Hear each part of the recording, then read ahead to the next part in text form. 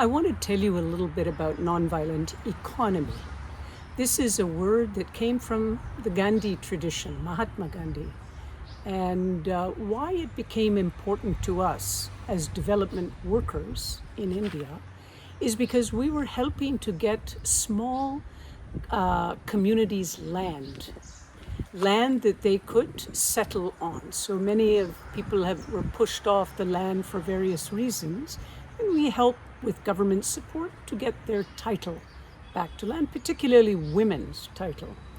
But once people have a piece of land, they need to generate resources to stay there. Otherwise, there's a fear they may be pushed off and displaced again.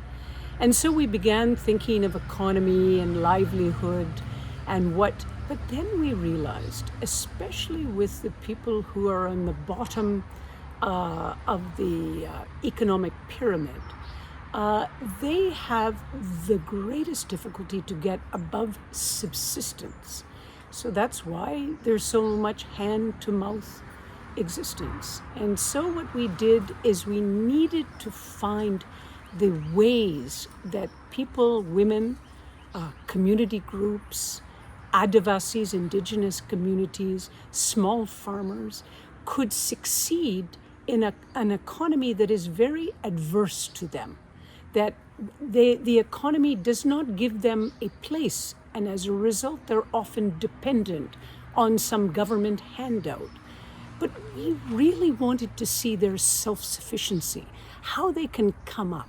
So what we did is we began to look at various sectors of the society, sectors of the economy, which is organic food production and handloom and hand-spun textiles and minor forest produce from the forest where different small items can be created, and of course traditional medicine and so on, traditional housing.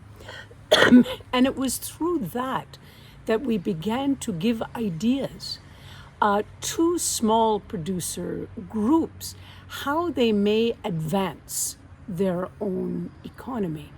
But we were always very clear that this is not just profit that we're running after. We cannot just think of profit in this day and age. We have to think of the climate. We have to think of the environment. We have to think of sustaining a job over a long period of time. We have to think of not exploiting people's labor. And so we came up with many different schemes that help these small groups to move forward. And this we call nonviolent economy. And why it's so important not to just say it's livelihood, but it's an economy, is we wanted young people to realize that this economy was very big in India, that small farmers make up 50% of all farmers. And the textile production is a huge segment of the population. So jobs cannot just be defined as industry and computer technologies and so on. It has to be seen in a larger sense, mainly hand-based.